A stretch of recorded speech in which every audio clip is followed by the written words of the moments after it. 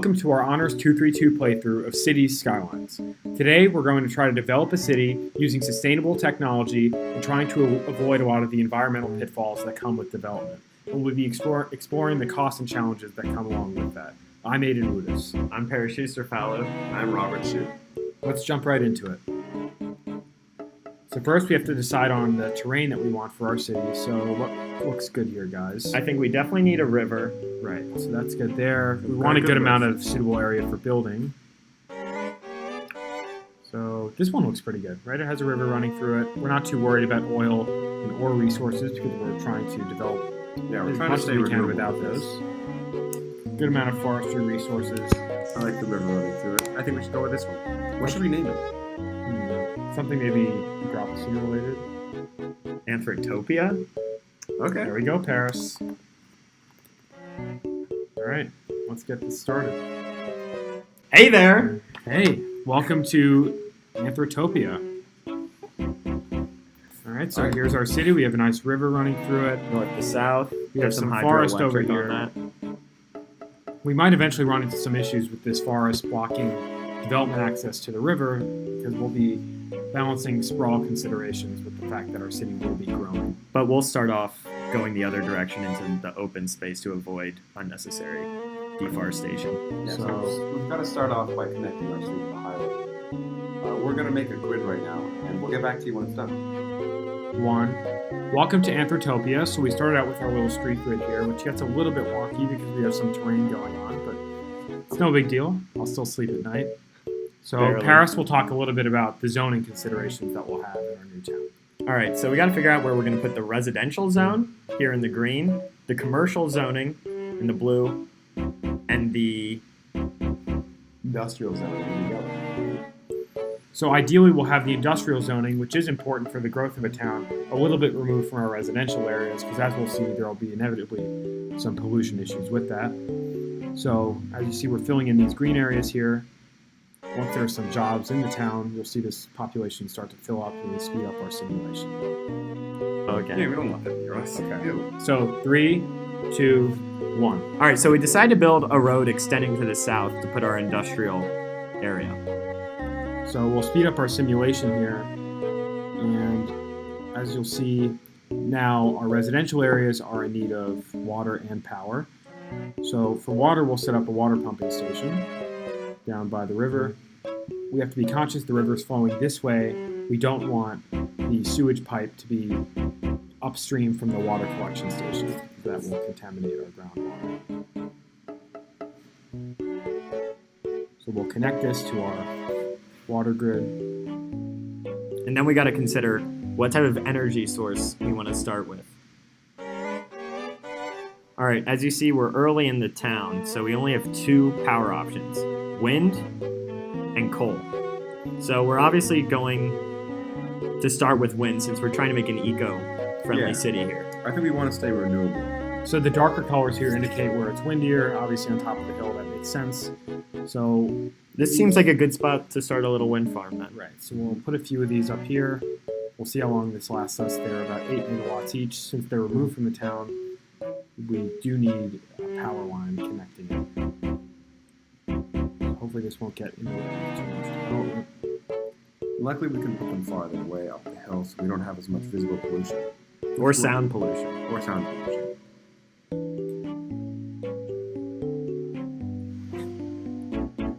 Now we also have to put in place a sewage pipe. As we mentioned before, this is downstream from our water supply. So unfortunately, this is just a reality of having a city that produces sewage. You have to put it somewhere. And hopefully we'll avoid sprawling this direction for as long as possible. So you see some of the sewage issues are starting to be alleviated up here as well. So now we have a pretty good water grid going. As you can see now, we've reached Little Hamlet status. Very proud of that. We have a population of 440, so that unlocks some new features. We can levy taxes on our citizens, and also we have to start to install garbage, healthcare, and education systems. Which makes sense. For the purpose of this assignment, obviously, we'll be focusing on garbage. Okay, so let's just talk a little bit about our education system. So obviously right now, red indicates very bad coverage in terms of primary school education. We're at 100% uneducated. So obviously we want to change that. Let's We'll put start a developing. school right there. And you see the happiness of the populace increases. So this That's happiness not will fair. also be an interesting factor when we start to develop closer and closer to the industrial areas. Things like noise pollution and air pollution are going to start to be problematic. And even groundwater pollution. Right, so the population's pretty happy right now, but we'll have to take another look at that later. All right, so now that our city's getting bigger, we're starting to add more residential areas for more people to live here. And we're also keeping in mind a little green aspect. So we're going to have a small plaza here for maybe a park area or something like that. And that's really important for keeping the happiness of the city, as well as kind of a congruence between nature and people. I feel like Here we are! Congratulations! We're now a worthy village. yeah, our city's growing bigger and bigger. So this unlocks a few new things that will be important for the purposes of this assignment. Mostly what we'll be focusing on is policies, because these can start to regulate some of the more environmental aspects, as well as power usage, water usage. Now that we have access to it, as our town grows, let's take a look at the policies tab. So some of these will be relevant to us, firstly with power usage. So with power usage, we can really focus on energy conservation and having our citizens use less. So we'll be installing energy meters on buildings as a requirement, upkeep costs of 5 cents per building. Definitely worth it. Right. With water usage, the same thing, installing meters on buildings to cut those shower times in half, as they say. As well as prevent overwatering lawns and waste of water. Smoke detector distribution. Why not? That's just general safety. So as you can see, now we're expanding our industrial area because we've noticed a slow in the growth of our residential areas, and this is probably because there's not enough jobs here. But now let's look at the pollution that's coming from the industrial area. So we can go to the pollution tab here. And you see so far, our residential and commercial areas are safe from this pollution. It'll be interesting as these areas begin to converge, what will happen, and especially the income disparity between the areas closer and the areas further away. Since property values drop, the closer you get to this industrial area. So we've returned to our power tab, and as you see, we're starting to cut it a little bit close with electricity availability. So we're currently producing 24 megawatts of power. Those are from our windmills up here. But at the same time, we're consuming 22 megawatts. So it's about time we invest in some more energy infrastructure. Let's do a little bit of a cost analysis of what's more worth our while, obviously while keeping in mind our environmental considerations. So if we were to build another wind turbine, that would cost $6,000 in-game dollars, but the power output only ranges between 0 and 8 megawatts. Depending on the wind. And you also have noise pollution considerations here. Now, if we were to build a coal power plant, the power output would be 40 megawatts while costing $19,000. So as you see, the increase in the amount of output you're getting is far more than proportional to the increase in cost. But what you're seeing there is considerations with both noise pollution and air pollution. So we're obviously going to try to avoid that. Yeah, our goal here is to create In the an meantime, eco-city of sorts. Okay, so right now we have low leisure value. And what we're going to do is build a plaza in our park area that we had already planned before. Everybody's happy. And now we got some trees. Good carbon sink. Right in the middle of our city. Let's take a look at those pollution figures. We're still clean over in the residential commercial area. Still largely confined to our industrial area, which is growing and is now showcasing, on the other hand, a need for workers, which needs to be fulfilled by more housing construction. So we're going to continue to grow further and further into this field. And as we said before, we're eventually going to have a crossroads where we have residential areas very close, and that might even get affected by the physical and noise pollution. We're a boom town. That's exciting. We unlocked some great new things here: public transport, services, and recycling. Recycling. That's a big one. So we're back, and we reached the point where we can institute public transportation. And you see up here in the left-hand corner that average traffic flows at 95%, which is extremely high. So think of all the emissions this is causing. So we'll start by building our public transportation infrastructure. The first part of that is building a bus depot. I'll put that right there. And then next comes building bus lines. And the hope here is to take cars off the road and instead use energy-efficient buses that decrease carbon emissions. As you can see, the people are very happy about this.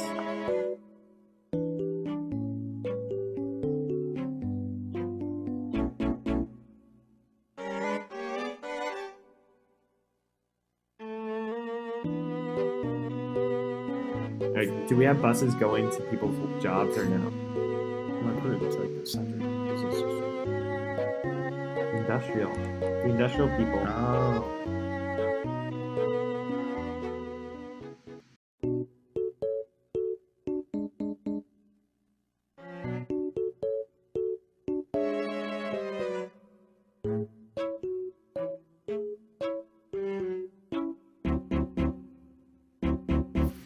So as you can see here now, our energy consumption's at 50 megawatts and our energy production's at 47 megawatts. So as you can see, our sewage system is starting to shut down. People are without electricity.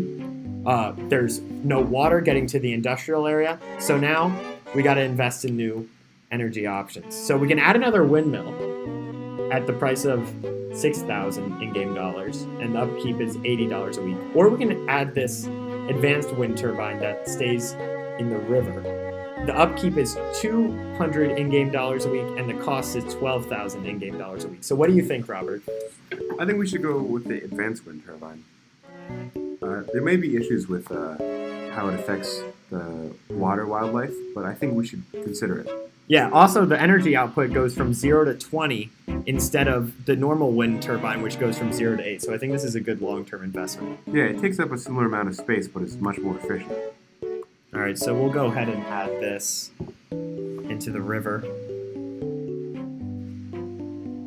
So we select our advanced turbine. I think we keep it near this infrastructure so we don't overpopulate the river. Yeah, we'll just put a couple down there. But actually, let's see where the best wind is. And up here, we can get a solid 12 megawatts of power. But wait, now let's do a little comparison here. Since we see that there's not a lot of wind on the river, would the cost-benefit analysis actually be better if we put normal windmills over here in high wind areas? Let's check it out. We'll be right back. No, it's still better to put them in. So yeah, it's still better. All right, cut. Hey there, we're back. Okay, so now we can do a little bit of advanced zoning because we moved up to the next level. So we can invest in things like high-density commercial zones, high-density residential zones, making the distribution of our population a little bit more efficient. So first, let's get closer to some of these old areas that we first worked on. Do we maybe want to build across the river and start a new high-density area? But I think we want the high density where it's already the densest. Will that get rid of these buildings or not? I think they'll just be retrofitted and improved. Let's do that. All right, so we're at a metropolis now. And as you can see, we're running into energy issues once again. And by reaching this metropolis and having this increased revenue, we have new energy sources available to us, including hydroelectric, nuclear, and solar. So now we're going to go through the pros and cons of each of these. Well, for hydro, it's actually quite a flexible power output because for units with upstream storage in a reservoir or some sort of holding pond, you can control it just by adjusting the water flow. There are some major issues that do come from hydropower, though. There can be flooding upstream that comes from damming up the river, as well as issues in migration patterns for various wildlife forms such as salmon. We also have solar power plant unlocked, which actually has quite a high power output, especially compared to wind. There's a lot of pros to solar in that it's renewable and it's pretty cheap, although there are a list of cons as well, namely the duck curve, which is how our peak energy demand is actually at night or in the morning when the sun is out least and we don't need the light. And then we also have the option of nuclear, obviously. So as we were talking about with our energy market lecture, while the power output here is really incredible compared to any of the other sources at 640 megawatts, the upfront cost is huge at 200,000 megawatts. There's also far increased usage of water. So while nuclear has zero pollution, and the ratio there between pollution and power output is unparalleled among the power sources, it would be a challenge for us to invest $200,000 at this early point. We can instead invest in solar or advanced wind to help us fulfill our needs. There's also a significant amount of waste that comes from nuclear that we do not yet have the technology to dispose of. Cool. Okay, so now as our city's getting bigger, we're starting to experience urban sprawl, which is how we're starting to infringe upon flatlands and forest land. There's a lot of negative things associated with this, namely loss of wildlife, also other environmental effects from the pollution associated with increased car use, increased runoff due to the quantity of land and pavement, and the loss of habitat and local decline in biodiversity. And another thing about the pavement, which a lot of people don't often think about, is the fact that it has a lower albedo than, let's say, grass. And this means that it absorbs more sunlight and therefore more heat. And in Los Angeles, we've seen areas start to paint the roads white, which is something we can't necessarily do in this game, but if we could, we would, because that decreases the amount of heat absorbed into the city and reflects sunlight back into space. And finally, as with our growing sprawl, you're seeing that we're growing closer and closer to these industrial areas. So we do have a land value tab that we'll take a look at once these areas are more developed to see the disparity that's created between rich and poor neighborhoods. And although we're developing the city in the most sustainable way we can, we're also trying to develop basically a few case studies to see how neighborhoods closer to these industrial areas develop. So even if it's not necessarily the best thing to be constructing neighborhoods next to these areas, that is the reality in many cities across America. So we want to explore the effects of that within the game as far as we can. Okay, so for the purposes of the assignment, we started to take a look at developing a neighborhood near the industrial areas. So first, let's take a look at land values. So as you see, the central business district more removed from the industrial area, far higher values on that spectrum. But as you get closer to it, it's a perfectly spread out good residential area, but because of the pollution it receives as a result of its proximity to the industrial area, you see the land values drop precipitously. Moreover, what you're seeing, and we did this for the purposes of study as well, is we constructed a water tower to extract groundwater. And as you see, since it's contaminated groundwater, the water pipes themselves become polluted as well.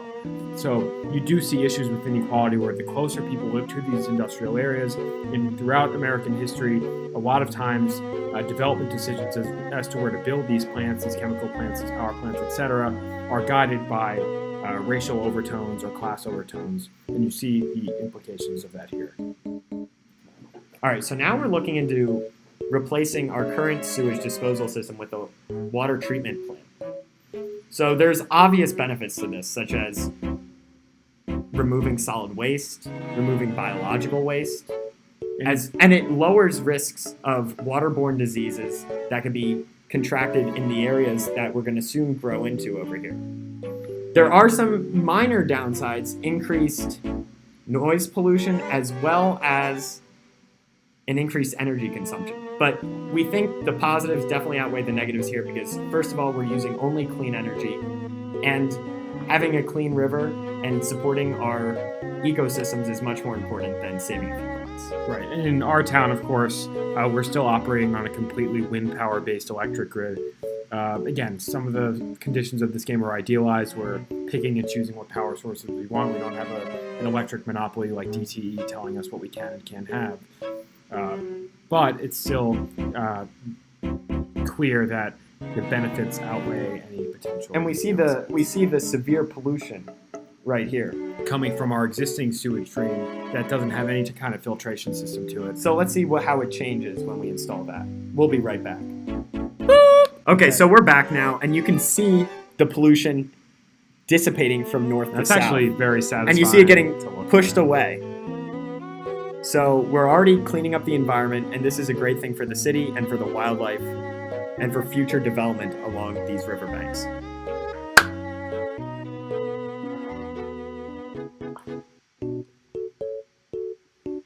Welcome back to Anthrotopia. So as you can see, our city has developed far beyond what it once was. We have a population of around 15,000 at this point. We're starting to have higher density residential and commercial development, which is allowing us to mitigate the effects of sprawl, which we were talking about earlier. So more and more this is looking like a classic city. But with that, we've also had to create a larger industrial area located on a very steep incline. But people need jobs. We've been receiving multiple notifications talking about the fact that the unemployment rate is increasing, as the city grows without enough industrial area to compensate for that. Jobs, jobs, jobs. All right, so we're back for a little ending recap. So we're going to talk about what we struggled with, what we thrived with, what we're proud of and what we're not proud of. Yeah, so obviously from the beginning, we were trying to develop a city that would be able to balance economic and population growth with aspects of sustainable development, including energy development, as well as development in terms of sprawl and density. So we tried to do our best with that, but we realized that those two ends often come into conflict because originally, for instance, with our industrial area, we tried to place it as far away as we could from the initial small kind of neighborhood that our city once was, back when it was really small. But as our city grew, the space that it took up grew as well. And we grew closer and closer to that industrial area. And then we started to realize that the neighborhoods that were near there, the residential neighborhoods, ran into more and more issues as time went on, including with pollution in the air and groundwater, as well as noise pollution, which led to a decrease in land values, things such as that, which, as we mentioned, kind of reflects into real life as it relates to issues of class and inequality, with decisions made about where power plants, chemical plants, etc. will be constructed. So that made us a bit more aware of that. So one of the big negatives that we kind of ran into building this city as well, we're really happy that we were able to achieve zero carbon emissions in our energy sector. We needed to make jobs for our citizens, and the only way in this game is through commercial and industrial sectors. So initially, when this city was first becoming populated, people were very uneducated and only were qualified for industrial jobs. So as you can see in the industrial sector, that is our only source of pollution, as well as obviously the sewage center. But if we could do something again, we try and make these industries obviously pollution free, but that's not within the game's ability. So that's just one of the issues we ran into in trying to make this green city. So while we weren't able to completely finish Zero Pollution City, we are proud of the fact that we were able to make zero net carbon emissions from our energy sector. We ended up using mostly wind power because that was what our area was best at. We didn't use hydroelectric because we were really worried about the consequences of a dam and how it could affect upstream wildlife areas, as well as increased flooding risks, as well as the visual pollution that comes with a dam in our beautiful river. We also considered solar, but it ended up being less economically feasible as wind power. And as we developed our city, we came into contact with some financial issues. So while we were able to develop our city, it did somewhat hinder our progress, and we could have been able to make a more developed city in a faster amount of time if we had used other resources like coal and oil. But that's just a consequence we're going to have to. Okay, so now we're going to go through some of our main takeaways from this experience and something that we would do possibly different next time, if possible. So one of the main things I kind of looked at is, while it's great that we were able to start a city from scratch, it's not really a realistic solution. Since the infrastructure in Chicago, New York City, Los Angeles isn't going anywhere, and that's going to all have to be revamped. Here we had the rare opportunity of building a city from scratch, and that allowed a lot more flexibility in making a renewable energy grid, as well as making a city based on environmental values. And also, in this game, we didn't have to deal with political considerations, which have gotten in the way of sustainable development in cities for as long as cities have existed. So obviously, that's something that municipal governments across the country and the world are reckoning with, and we had an easier time with that because we were pretty much able to do whatever we wanted to do. The only real metric we had in terms of politics were the civilian happiness meters, which we did our best to fulfill, but obviously that doesn't quite compare to real life. There's no massive fossil fuel lobby in this game. Exactly. We also never came into contact with natural disasters that may have affected certain sectors, which really might have set us back. All right, so obviously we'll elaborate more on the ideas that we took away from this project in class and in our papers, but we'd like to thank you for tuning in. We hope you enjoyed our development of Anthrotopia, and have a great day. Visit soon. Bye-bye.